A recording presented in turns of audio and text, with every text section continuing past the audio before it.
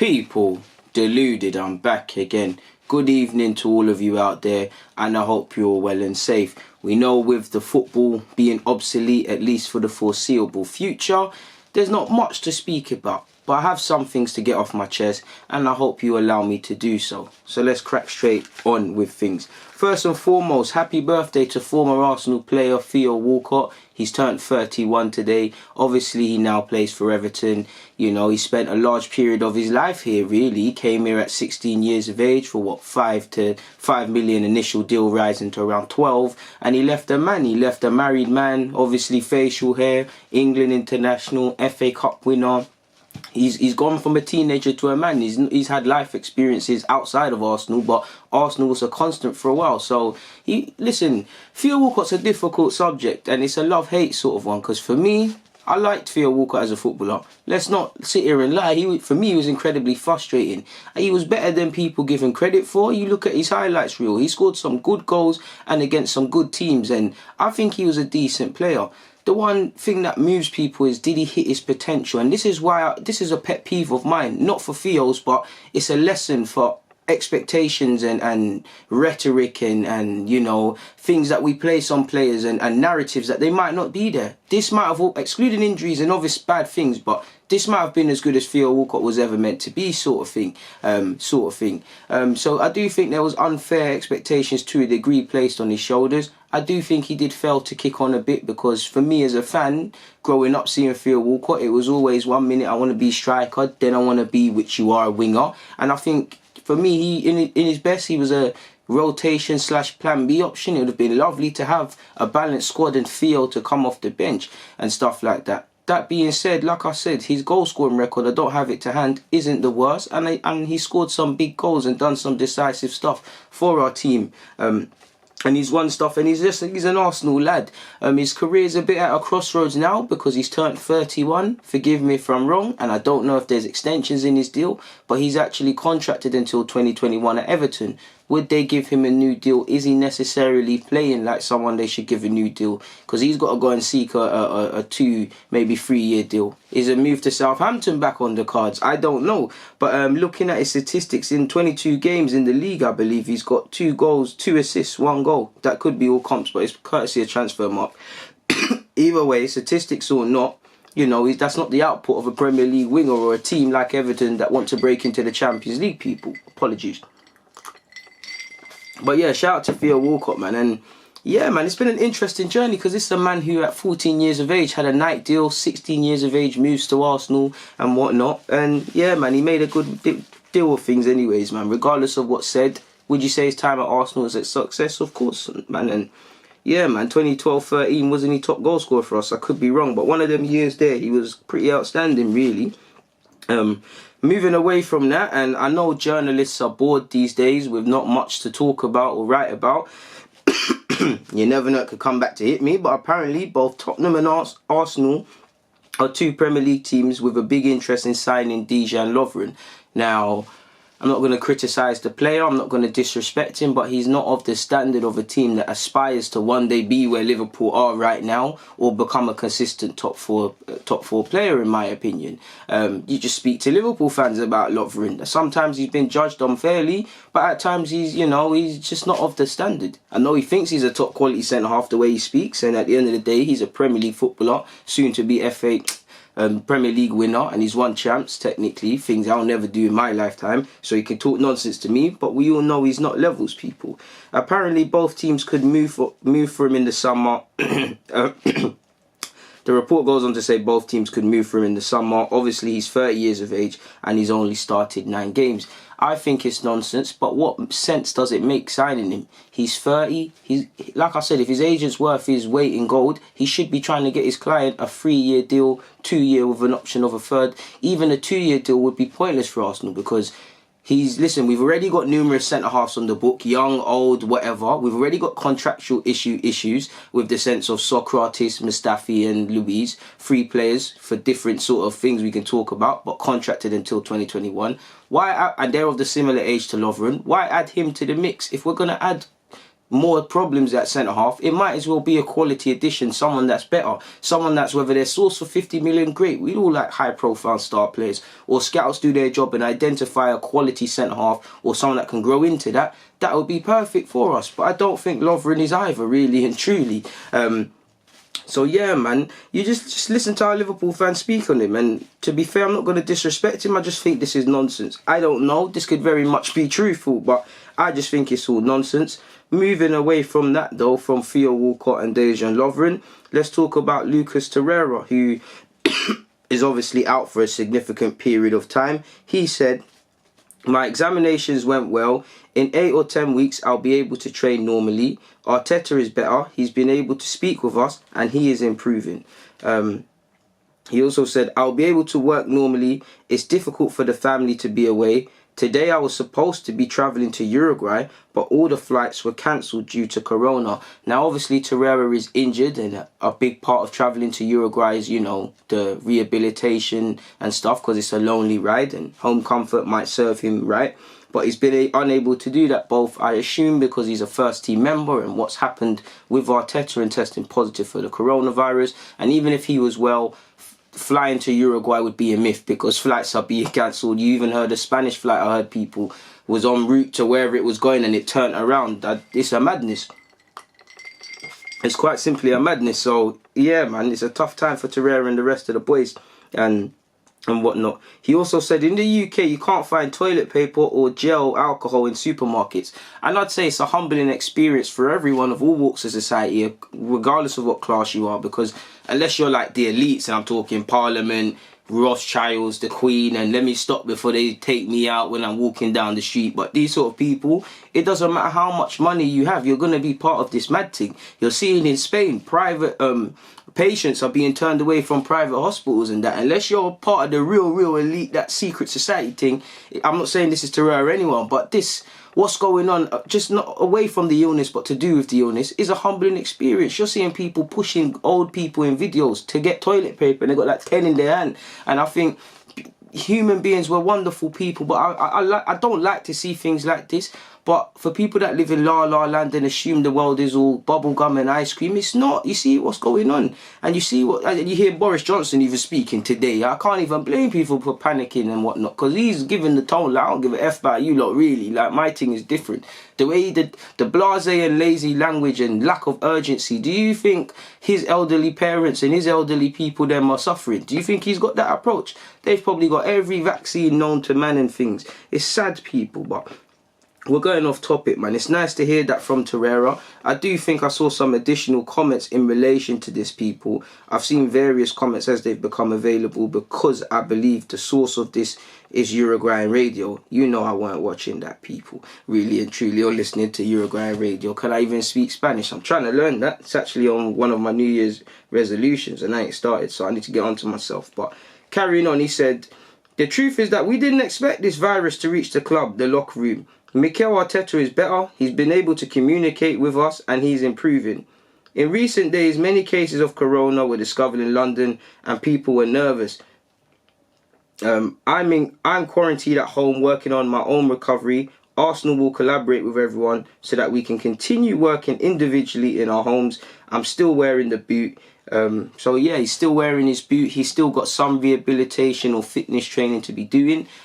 Most importantly, he sounds in high spirits. It sucks that he's almost got a double whammy in that. Whether he's got corona or not, I'm not trying to say he does, but he's been quarantined and so he has to self-isolate and he's got the injury. So it's almost loneliness times 2. Now, this is what part and parcel coming with being a professional athlete. Obviously, he's triple whammy because he's still, you get the tone that he obviously misses home comfort and likes London now, but he's had a tough time kind of, not saying that he's unhappy, but kind of like making it his own. So it's almost a triple whammy, so it sucks. It's part and parcel as being a professional athlete. He's made his bed moving to Arsenal. I think Torreira is stronger than that, so he'll get by it. I think the main thing is obviously, away from being quarantined, is that the fact that he cannot kick a football, because you're seeing a lot. You see Mason Mount actually get in trouble for that. You see Zaha pop up at five-a-side.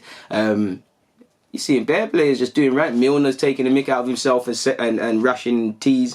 Oxlade-Chamberlain's still dancing like a waste man in his things. Shout out to him. what people do in their free time is down to them. Moving away from that though, and somebody asked me today, one of the random said, when do you give up on Pepe, Courts, Deluded, whatever you want to refer me as, Courtney, whatever.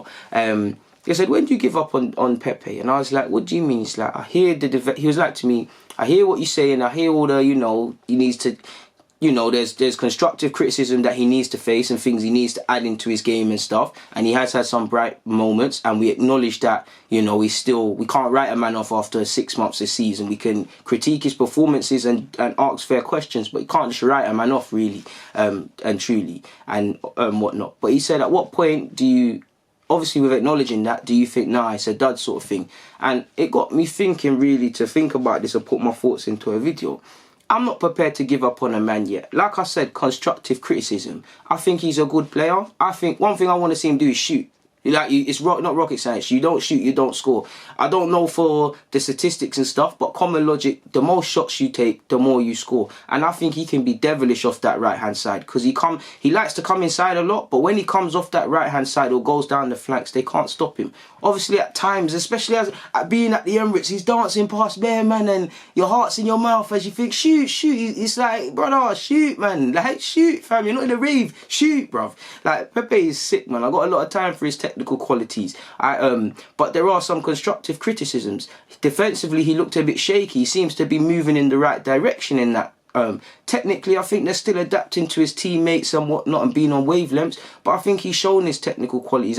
Listen, we had worse wide options for the last 2 seasons. So while I'm not necessarily saying that this is acceptable from Pepe, we need to sometimes quantify what's going on. So I think he's been decent in the context of things. Of course, you want to see more.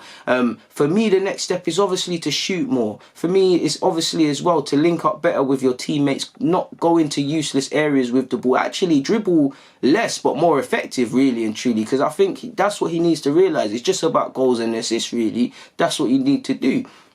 I think the culture shock's still an issue. And I think while I'm saying he's had good performances and I look at games where he's played well and the rest of the team has played well, but my thing for Pepe now is, regardless of his price tag, because I believe you have it in you, I want it to be the Pepe show, and we're talking about other man. When Arsenal is winning, and it's a good thing, we're saying Aubameyang, Martinelli, this, that and the other. Oh, Pepe played well. We're not saying Pepe ran that show, Pepe this, Pepe that, and then talking about the other players. That's what the next step for Pepe is. We remember it's the Pepe show, being decisive, making a difference. Like Arteta said, unpredictable, because I do think he mixes it up well, but it's not unpredictable enough. At times as a defender you can clock it. Okay, he loves the ball at his feet, he's going to dance, let me stand him up, let's double up against him. Eventually he'll run into a blind alley. I do think it's no coincidence we're left-hand centric, because of that's where our best players are. I do think with Bellerin's injury and Maitland-Niles' inconsistencies, obviously Pepe's as well, we haven't really got to really see the best in terms of a partnership or anything really down the right-hand side, and we need to bring that up a level.